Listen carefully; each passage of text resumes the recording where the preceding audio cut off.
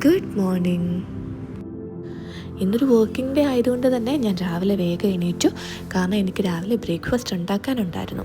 അതെന്താണെന്ന് വെച്ചാൽ ചില ദിവസങ്ങളിൽ ഞാൻ ബ്രേക്ക്ഫാസ്റ്റ് ഉണ്ടാക്കുമ്പം കറിയൊക്കെ ഞാൻ കൂടുതൽ ഉണ്ടാക്കി വെക്കും. അപ്പം അങ്ങനെയുള്ള ദിവസങ്ങളിൽ പിറ്റേ ദിവസം ആ കറി നമ്മൾ ചൂടാക്കി എടുത്താൽ മതി. പക്ഷേ ഇന്നെനിക്ക് ബ്രേക്ക്ഫാസ്റ്റ് ദോശയും സാമ്പാറുമാണ്. മാവ് ഓൾറെഡി പ്രിപ്പയർ ചെയ്ത് വെച്ചിട്ടുണ്ട്, പക്ഷേ സാമ്പാർ എനിക്ക് ഉണ്ടാക്കാനുണ്ട്. അപ്പോൾ ഞാൻ രാവിലെ തന്നെ വേഗം കിച്ചണിൽ കയറി സാമ്പാറിനുള്ള കഷ്ണങ്ങളൊക്കെ അരിഞ്ഞെടുക്കാനായിട്ടുള്ള പ്രിപ്പറേഷൻ തുടങ്ങി. ബട്ട് ഇന്ന് രാവിലെ എണീറ്റപ്പോൾ തൊട്ട് തന്നെ എനിക്ക് ചെറിയ രീതിയിലുള്ള തലവേദന ഉണ്ടായിരുന്നേ. അപ്പോൾ അത് കാരണം എനിക്ക് എനർജി കുറച്ച് കുറവായിട്ടാണ് ഫീൽ ചെയ്തത്. ബട്ട് ഇന്നൊരു വർക്കിംഗ് ഡേ ആയതുകൊണ്ട് തന്നെ നമുക്ക് കുറച്ചധികം കാര്യങ്ങൾ ചെയ്യാനുള്ളത് കൊണ്ട് ഞാൻ വേഗം പണികൾ ഓരോന്നും തീർത്തുകൊണ്ടിരിക്കുകയാണ്. പക്ഷേ സാമ്പാർ ആയതുകൊണ്ട് തന്നെ എൻ്റെ ടാസ്ക് കുറച്ച് എളുപ്പമായിരുന്നു. കാരണം എന്നോട് കണ്ണടച്ച് സാമ്പാർ ഉണ്ടാക്കാൻ പറഞ്ഞാലും ഞാൻ നല്ല അടിപൊളിയായിട്ട് ഉണ്ടാക്കും. കാരണം ഞാൻ അത്യാവശ്യം സാമ്പാർ ഉണ്ടാക്കാൻ നല്ല എക്സ്പേർട്ടാണ്. പിന്നെ നമ്മളൊരു കാര്യം തന്നെ പല പ്രാവശ്യം ചെയ്യുമ്പോഴാണല്ലോ അത് നന്നായിട്ട് ഇമ്പ്രൂവ് ആകുന്നത്. എൻ്റെ കാര്യത്തിലും അതുപോലായിരുന്നു.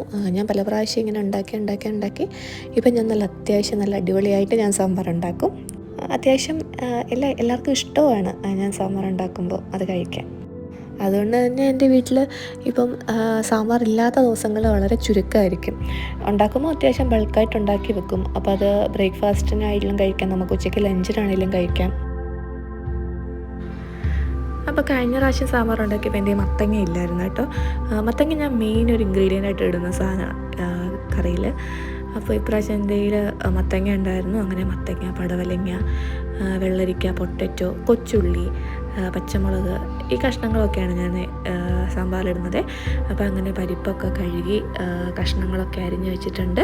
പിന്നെ ആസ് യൂഷ്വൽ എല്ലാ പ്രാവശ്യവും പറയുന്ന പോലെ തന്നെ കുക്കറാണ് എൻ്റെ വജ്രായുധം. കാരണം എൻ്റെ മാക്സിമം കുക്കിങ്ങും ഞാൻ കുക്കർ യൂസ് ചെയ്തിട്ടാണ് ഞാൻ ചെയ്ത് തീർക്കുന്നത്.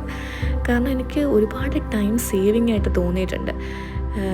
എൻ്റെ ഇപ്പോൾ 2 കുക്കറുണ്ട്. അപ്പോൾ ഇപ്പം തന്നെ ഞാൻ സാമ്പാർ ഉണ്ടാക്കുന്നത് പരിപ്പ് ഒരു കുക്കറിൽ വേവിക്കും, കഷ്ണങ്ങൾ വേറൊരു കുക്കറിലിട്ട് ഒരു വിസിലടിച്ചാൽ മതി, ഒരു വിസിലടിപ്പിക്കും.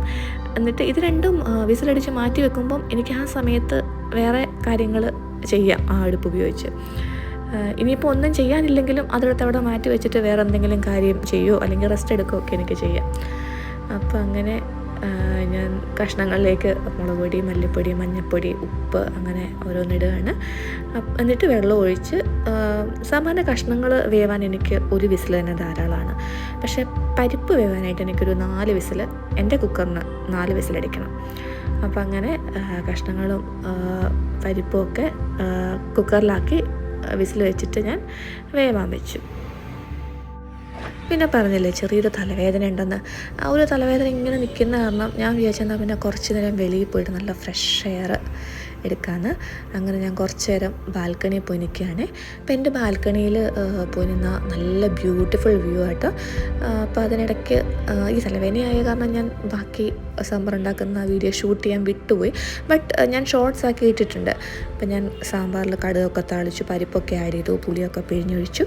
എന്നിട്ട് സാമ്പാർ അത്യാവശ്യം റെഡിയായി കഴിഞ്ഞിട്ട് ഞാൻ കാപ്പി കുടിച്ചു. എന്നിട്ട് വേഗം കുഞ്ഞിനെ റെഡിയാക്കിയിട്ട് ഞങ്ങൾ സ്കൂളിലേക്ക് കുഞ്ഞിനെ വിടാൻ പോവാണ്. ഒന്ന് പുറത്തിറങ്ങിയപ്പോൾ തന്നെ എൻ്റെ ഈ തലവേദനയും മൂഡ് സ്വിങ്ങും ഒക്കെ അത്യാവശ്യം കുറഞ്ഞിട്ടുണ്ടായിരുന്നു കേട്ടോ. ഇപ്പം എന്നെ കാണുമ്പോൾ തന്നെ അറിയാം അത്യാവശ്യം ഫേസൊക്കെ ഒന്ന് ഒരു സന്തോഷമുണ്ട് മുഖത്ത്. മേ ബി നല്ല ഫ്രഷ് എയർ, പിന്നെ സൺലൈറ്റ് അതൊക്കെ കൊള്ളുമ്പോൾ തന്നെ നമ്മളുടെ മൈൻഡ് ഒന്ന് ഹാപ്പിനെസ് ആവും. അപ്പോൾ അങ്ങനെ ഞാൻ കുഞ്ഞിനെ സ്കൂളിൽ വിട്ടിട്ട് തിരിച്ച് ഞാൻ വീട്ടിലേക്ക് പോയിക്കൊണ്ടിരിക്കുകയാണ്.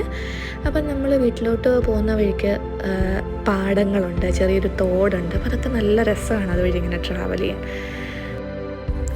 അപ്പോൾ അതൊക്കെ കഴിഞ്ഞ് ഞങ്ങൾ തിരിച്ച് ഫ്ലാറ്റിലെത്തി. എന്നിട്ട് വേഗം ഞങ്ങൾ ഡ്രസ്സ് മാറിയിട്ട് നേരെ ഞങ്ങൾ പോയത് ജിമ്മിലേക്കാണ്. അപ്പോൾ ജിമ്മിൽ അത്യാവശ്യം ഒരു 45 to 1 hour സ്പെൻഡ് ചെയ്യും. അപ്പോൾ അങ്ങനെ വർക്കൗട്ടും കാര്യങ്ങളും ഒക്കെ കഴിഞ്ഞിട്ട് പിന്നെ തിരിച്ച് ഞങ്ങൾ ഫ്ലാറ്റിലേക്ക് തന്നെ പോവാണ്. അങ്ങനെ വീട്ടിലെത്തിയപ്പോൾ തന്നെ ഞാൻ പോയി ഒന്ന് ഫ്രഷായി. കാരണം അത്യാവശ്യം സ്വെറ്റും കാര്യങ്ങളൊക്കെ ഹെയറിലുണ്ടായിരുന്നു. അപ്പോൾ ഞാൻ ഹെയർ വാഷും ചെയ്തിട്ടുണ്ട്.